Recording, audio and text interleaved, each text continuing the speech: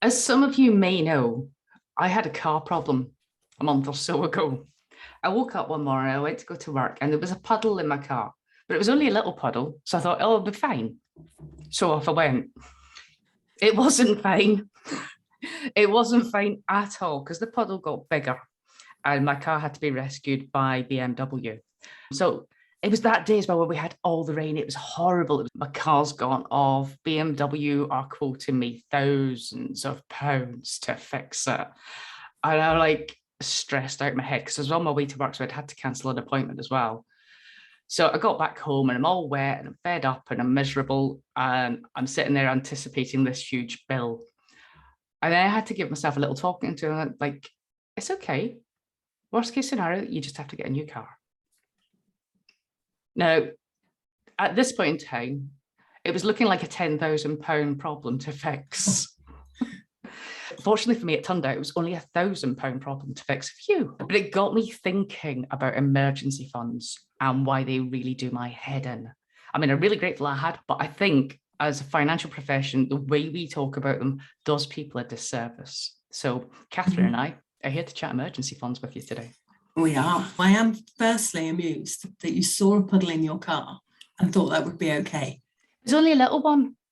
So I'm not dedicated to my clients that I set off to Ardross, and yeah, I didn't get there. I think it's like you hear a noise in your car and you turn the radio up and drive faster. I'm in denial. So I actually remember this happening, and I also remember the threat of the £10,000 potential cost. So 1,000 is significantly better. What went through your head when you thought it might be £10,000? Well, I'm trying to remember. So I spent about half an hour emotionally reconciling myself to the fact that because it had shot through all the electrics, because water and electrics, they're not friends. No. So it was about emotionally reconciling myself to the fact you're going to need to suck this up. And aren't you lucky that you've got the money there to be able to fix this problem? Yeah. Yeah. But it was a conflict. And I think part of the conflict came from, I was really aware there are times gone by where this would have been a catastrophe for me and my finances. So however stressed and wet and soggy I was, it could have been a hell of a lot worse. And I thought, well, we need to talk about this because I can remember how stressful that is when something unexpected happens and you don't have the financial means to deal with that. It's adding a whole layer of stress that you don't need. Yeah. And I don't know, I suspect you're going to agree with me, Catherine, right? So all those little financial advisor people, we go to financial advisor school and they teach us stuff and it's all in books. Yep. And if the book says it, it must be so. So the book says that we must advise people to have between 3 and 6 months expenses put aside. And personally, I think that is so unhelpful as a sort of a broad rule. What are your thoughts, Catherine? I'm with you. It's unhelpful. Yes, your example demonstrates why it's important to be in a position to build up cash savings. And like you, there have been many times in my life where something has come out there, something unexpected, and there hasn't been the money in the bank. So I don't think we're talking from a position where it's always been there. But I think it becomes unhelpful because it feels unachievable. So if someone says we need, let's say 6 months, and £10,000, quite a common number we see banded around, you need £10,000 cash, and we don't have anything, or we have a very small amount. How can we ever believe that we're going to get to a position of doing that whilst also living, whilst also doing all the things we do every day? So I think the main issue for me is because it's a set in stone number or a fixed out the box, if you like, out the book, it's not connecting, it's not relatable for us, and it doesn't feel like it's an achievable number in the first place. And then secondly, is it even the right number? We talk about financial advice, about getting to know you, know your situation and tailoring it for you. And then we come out with out of the book, here's the same answer every single time in every single report. So I think it's wrong for those two reasons. But I do think having some form of cash savings to dip into and use, they're not just there to sit there to be used and top to back up again for scenarios exactly like you've described. And mine is my anxiety that the boiler's going because it's got a big red scary label on it and one day it's going to go. So yeah, needed there, but not necessarily in the prescriptive way that we put it out there. Yeah, and I think back to what I was like in my 20s and 30s. And the thought of having thousands of pounds just sitting in the bank doing nothing. Conceptually, I couldn't get my head around this. The money I had when I was in my 20s and 30s was for paying my bills and living on and having fun. I just didn't get the idea of having money just sitting in the bank doing nothing, and certainly not thousands of pounds. I think when I was in my 20s, there wasn't enough to put into the bank, but you're right. It feels like I would have to give up something today for the vague likelihood or some sort of distant possibility that I might need it in the future. So it is actually feel, when you're making a financial decision, a little bit like a loss. I can't have this today, I've got to put it aside, but I don't really believe tangibly that that is also for me. So I think bridging that gap slightly helps to understand that that isn't just sitting there. It's not opposite to spending, it's the other side of the same coin. And I think it's harder.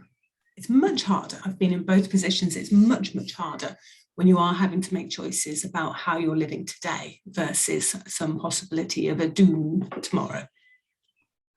Absolutely. So I think what we'd like to do over the next sort of 20 minutes or so is, we think there's two aspects to this whole emergency fund, whatever you want to call it. Catherine will have a big discussion in a minute, no doubt, about what you want to call it. But there's two aspects to it. There's the practical side. And how do we overcome the challenges there? So if you've got people out there telling you you need thousands of pounds in the bank, you look at that, you think that's unachievable, unobtainable, why even try? So we're going to talk about the practical steps that you can take to start building in some financial resistance into your life. Then the second aspect is, because me and Catherine, we're going to look at the emotional side. No, seriously, what I mean by that is the way you think and what you believe about money is potentially a much bigger barrier to you being financially secure than the practical tips that we're going to give you.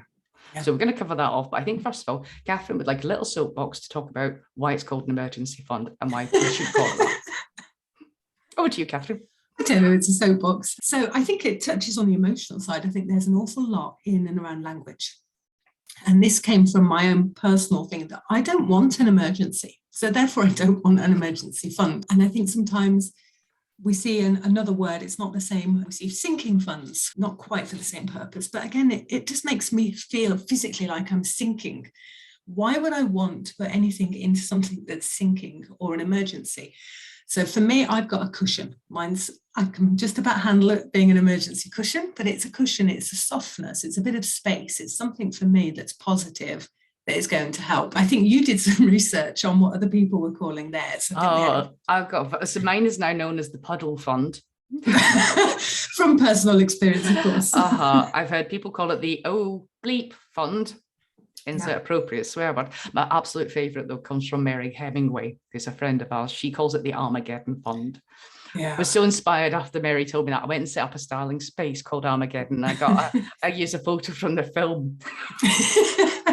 Or rainy day fund, I think is quite common as well. That's what my grandmother called it. Yeah, well, mine's back to the puddle fund now. Yeah, not dissimilar. But again, I think it's language, isn't it? So I would struggle if it was something doomy, because I already have fear around money. And even though I'm not where I was, I'm going to be honest that sometimes I will feel fear before approaching money, even now, based on the experience of having had none and having had days where I was actually quite terrified. Who am I paying today? So fear with me and money they're a relationship that's still gradually unclearing, unwinding. So you don't want to use apocalyptic language around your money? No, I need to use I'm safe, I'm comfortable, we're useful, we're impactful. So for me, the language has to be something around that. So I would say start with a name that works for you. And then I did like what you said earlier, though, that word financial resilience, which is a slight kickback to the practical. So I'm mindful I'm throwing this into a tangent, so I'm going to pass back to you. All right, so let's work through some practical tips. So if you're listening to us right now and you're like, Yes, I've heard that 3 to 6 month thing and never going to happen. So maybe you've not, £10,000. yeah, maybe you don't have much, maybe you don't have anything. Okay. What we're going to do is share with you some ideas, things that will help you. These are tried and tested. Okay. So this is some of what I'm going to share with you is actually what I've done to help me get where I am, where I can't afford, I don't like a 10,000 problem, but I can afford a 10,000 problem. Yeah, you can cushion it. So the first thing is to sit down and have a think about how much could you afford not to spend each month that you would not notice, or each week even. So even if that's just £10, okay, what we want you to do is pause, right, go and get your banking app open, set up a separate little account, space, whatever, or maybe you've got an actual jar, you can stick £10 in it, or something, or whatever the number is for you. Because what we've learned, Catherine and I, both personally and through years, I mean, like years of working with people on this, is it's doing something is better than nothing. And when you start, you're like, yes, £10, that's not going to do anything. Oh, the power. Or you're going to be so amazed at what this can do. So that's first step, is start putting aside a little bit each week. Yeah. And I think just to agree on this one is make that automated. Make it so it's easy for yourself and there's as little resistance to that habit building up as possible. Yeah, so automated. You can either use standard orders, or there's a variety of little savings apps out there as well. I know we keep referring to these. We're going to do another episode and we're going to summarize all the apps that we've ever mentioned. Yeah, because they are useful. And I think that ties in actually with your other suggestion. And this is how I got there, of this idea of rounding up. The roundups. Do you want to talk a little bit about that? Okay, so the roundups, this is something that just about all the banks do now. I'm going to guess all of them do, because even when I used to bank for Lloyds, they did it. So you can go in, there'll be a setting where you can round up your spending. So let's say I've gone to Costa Coffee and I spent £5.35. Okay, so £5.35 is coming out of my account, it's going to Costa Coffee. And 65 pence, because it's rounding it up, is going to get moved into my puddle fund. Now, once you've got into the hang of doing this and the habit and it's feeling comfortable, you can boost your roundups. You can double them sometimes, or you can triple them. So you can just supercharge it a little bit. But these are two really easy things to do that are automated, and they're dealing with reasonably small amounts, or you can determine how small it is. So it feels it's not impacting you on a day-to-day basis. Yeah, I like that. And what I did was take that approach, but apply it with my own outgoings. So I was trying to reach this heady heights of 3 to 6 months of outgoings. So the way my husband and I work as is we have a joint account, and the joint account is where all the bills come from. So we just rounded up every bill.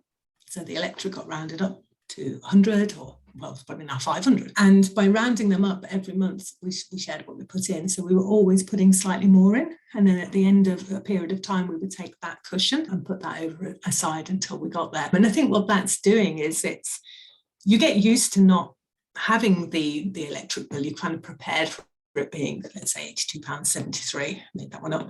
And then you just get used to not having that little bit extra as well. It's out of sight, it's out of mind. And after a period of time, and it takes time, there's no rush unless something significant changes in your income, it's not going to be a magic switch that there's suddenly 3 to 6 months or £10,000 in cash. So prepare for it to take time, be willing for it to take time. And the roundups and the automation are 2 ways plus time for you to get there. Yeah, and I think it's setting yourself small mini goals. So it's breaking it down. So if it would be an achievement to have £50 set aside, then work towards that, and then just keep moving that goal a little bit further in small increments. Because not being able to put aside thousands of pounds right now does not make you a financial failure. Nor does it mean that financial security is unobtainable to you. That's how Catherine and I got to where we are, is taking those very small first steps and keep on taking them. Yeah, I think it starts with a belief, doesn't it? So it's a decision to do it and a belief that it's achievable. When we don't think it's going to happen, it's much harder to continue with the little behaviours, those small habits that get you there. So I think if you can just take away from today that if you decide to do this and take small actions, it will happen. And therefore, that's going to help on the days where it's, do I round up or do I need to spend over here? When you're having to make the real choices on, am I saving or am I spending? So I would say you just believe it can happen. Don't be knocked by the rhetoric and the language that it's a big scary number and you're never going to achieve it. So if you can just switch the belief in the first place and then follow the small habits, it will happen. Right, so I think that's our 3 practical tips then, is ignore the 3 to 6 month figure, right? Ignore it, bin that one. Start automating some weekly saving at a small amount that feels affordable and comfortable. Use roundups in your banking app. And then every so often, just review what you're saving. And if you increase it a little bit, do so. I think there might just be one more. Oh, which is, and I think I certainly hear this from people, is that I've saved it and then something came along and I needed to use it. And they dip back in. And then it feels a bit like a reset and a restart, doesn't it? So firstly, I would say that unless it's for the emergency stroke Armageddon puddle rainy day that you had set aside for, then you're not to use it. But if it is a rainy day or an emergency, that's what it's there for. So it's not resetting, it's done its job. And then you just carry on with exactly the same habits that you'd already begun before. Yeah, you have to go through that half hour that I had emotionally reconciling yourself. Psyching up to actually use it for the purpose that you've set aside for to use it. And then again, it's like what I did is I reflected on how that experience would have been different in the past. And my solution in the past would have been a credit card. If it was possible to solve it even with a credit card, it would have been debt either way. So if you find yourself using your emergency fund, just sit there and take some time to reflect on how that would have felt if you didn't have that money there. I really like that tip, actually. Sometimes we forget, don't we, that it could have been different, but that's exactly what it's there for. And imagining the other side is going to help you continue building up to avoid bigger ones in the future. Yeah, there's a difference between me having a half an hour feeling a little bit perturbed, uncomfortable, to having nights, missing sleep at night and stressing when I go to bed, thinking, how the hell am I going to get around with that car? How am I going to get a car? And that will have gone on for however long. Yeah. So I think this brought us nicely round to the emotional side, hasn't it, Catherine? It did. Right, talk to us about beliefs and emergency funds, Catherine.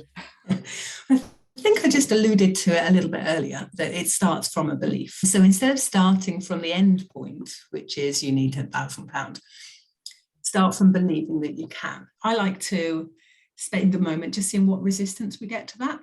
So whenever we create a new belief, it's not immediately going to happen for everyone. So as you write down, I'm going to come back to the what ifs in a minute, what maybe your number might be. What comes up? What's the inner world for you? What's the feelings or the thoughts around it? Is it that I can't do it? Is it that I'm afraid to look? Is it that I just can't have this conversation with my partner? What's your resistance? Because yours will be different to mine and to the next person's. But if you can pick up and tune into what barriers you're creating for yourself in the first place, those thoughts and feelings, then we can start to look at, well, how can we do something about those? So I would start with, it's good old Henry Ford, isn't it? Whether you believe you can't or believe you can, you're right. And start with being right on the positives. I think the second point for a lot of people is it's unobtainable.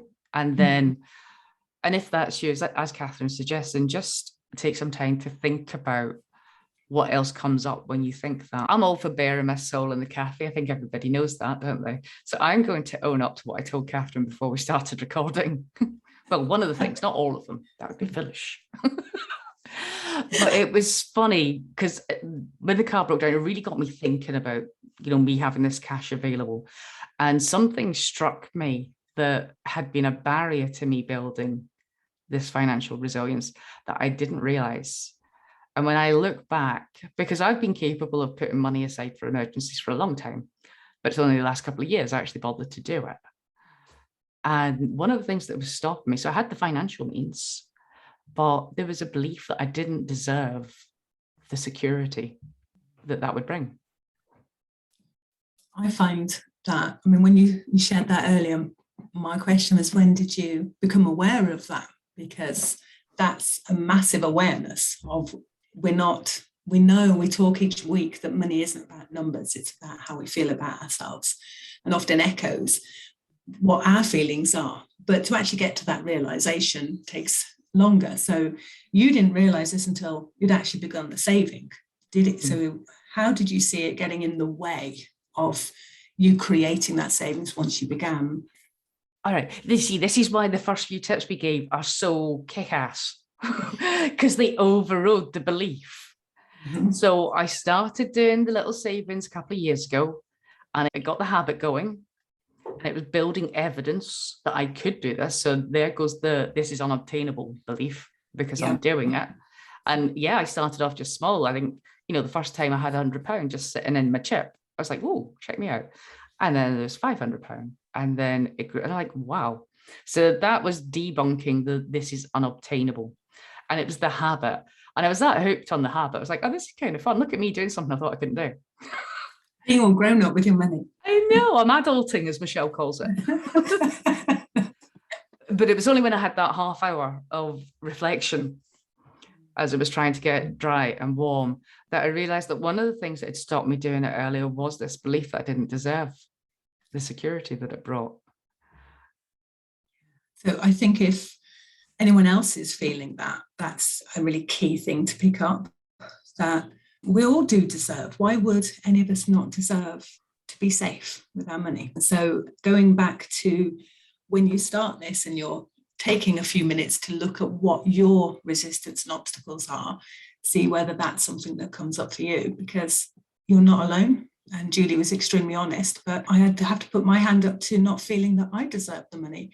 I think I overrode mine by what I can't take for me, I can give to my children and my family. So it's like I can put my own feeling aside to do something good for someone else. And good, I use the inverted commas there. But I very much doubt I was doing it. Would I have done it if I was single? There's the question. And the answer is probably would have been a lot harder. Kevin's hoping we never find out. If you're listening, Kevin, I'll keep you posted. Does not listen. Right. So we've covered some practical tips there on how to start, and we've also covered some of the beliefs and the emotions that might sabotage you along the way. For this last little bit, Catherine, shall we talk about how to figure out the number? So let's say you've got some momentum going, you've got the habits, you've got the beliefs. It's then the practical, well, how much do I actually need? Because what we don't want is people sitting with hundreds of thousands of pounds in cash, because that's stupid. We don't do that. Yeah. No. So we've got a couple of ways of doing this. So one of us is the what if game. I love this game. Can we play? It's fun, isn't it? We can play. So it's sitting down, whether you're single, whether you've got a partner, and actually working out what if something happened. What are your big risks for you and your family? Is it your car, like Julie and her puddle? Is it your boiler, like me with my red sticker on, which if anybody's working from the gas board, don't ask me about? Or is it, do you have children? Do you not have children? Are you highly reliant on one income or two incomes?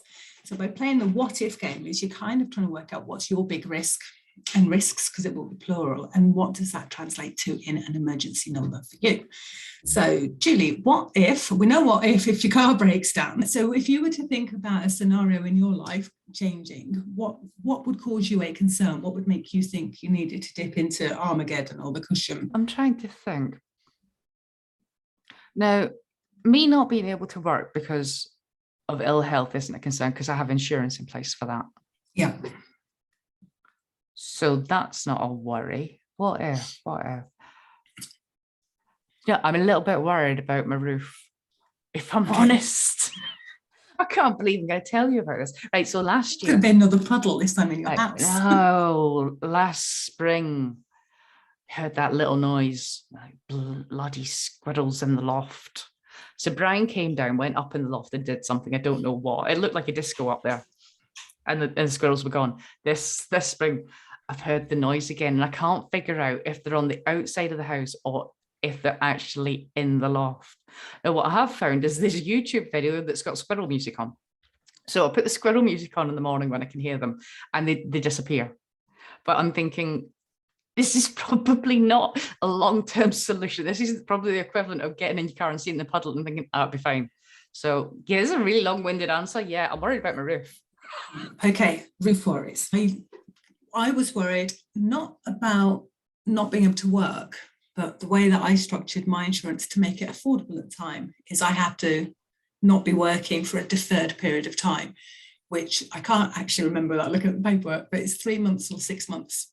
So for me, that was the cushion plus a boiler that I was trying to fill. So now I've got a number, so I know what my income is, what would be missing.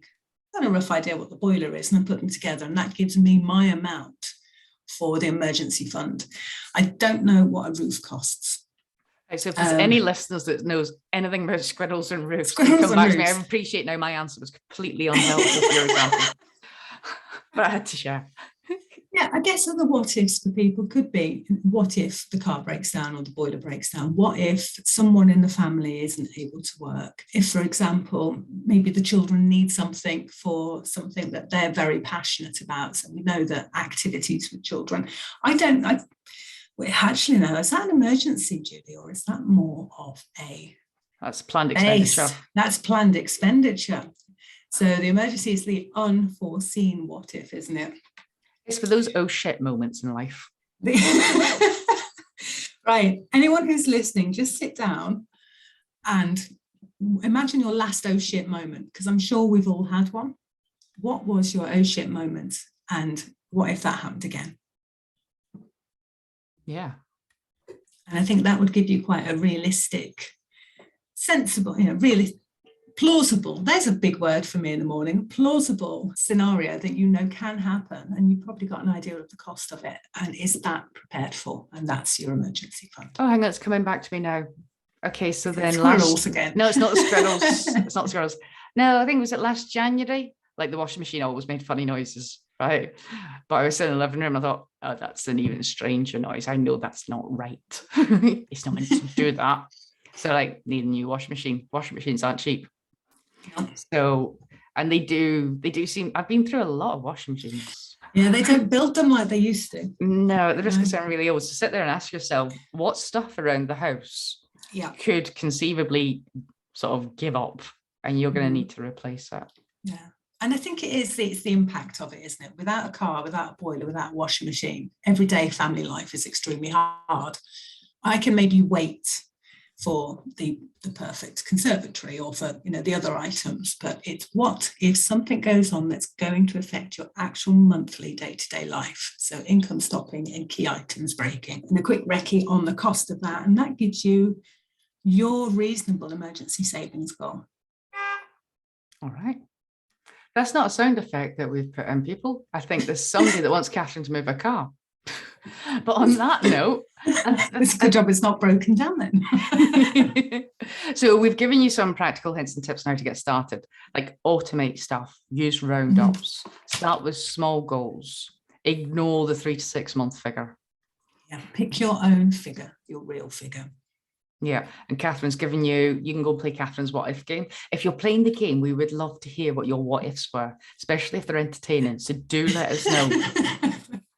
Yep. And be prepared. Sit and take a little bit of time and think about what thoughts you have that might be getting in your way of being able to do this. So we hope this has been helpful. As always, we love hearing from you, especially if you're playing the what if game. And if you've had successes in building your emergency fund, we'd love to hear that too. But for now, that's all from us. So Catherine, thank you. Thank you, Julie. Thank you, everyone. We'll be back next week. We will.